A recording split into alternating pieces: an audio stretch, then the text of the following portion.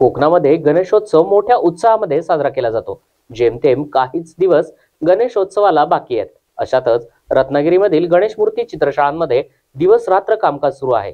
कलरचं काम करणं तसेच रेखीव कामं इत्यादी कामांमध्ये मूर्तिकार सध्या दंग आहेत। जवळपास 80% काम पूर्ण झालंय।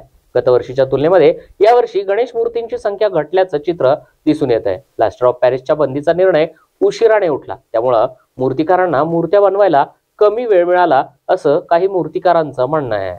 सध्या काय परिस्थिती आहे? अंतिम टप्प्यामध्ये काम 80% पूर्ण झालेलं आहे। गणेश चित्रशाळेमध्ये लगबग चालू आहे, काय परिस्थिती?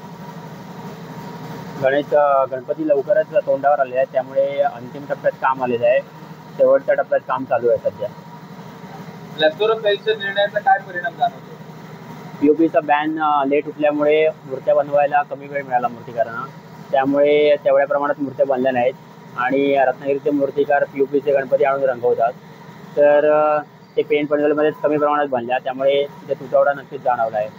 गतवर्षीच्या तुलनेत यावर्षी तरी मूर्तीची संख्या कमी आहे। हो, नक्कीच कमी आहे। स्टॉलवर सुद्धा तुम्ही आता गेलात तर ज्या प्रमाणात मूर्त्या रत्नागिरीमध्ये येतात तेवढ्या प्रमाणात आलेल्या नाही आहेत। मूर्तिकार सुद्धा म्हणजे तुटवडा वाचतोय काही जणांना। आपलं नाव? माझं नाव आशुतोष सुशील कोतवडेकर।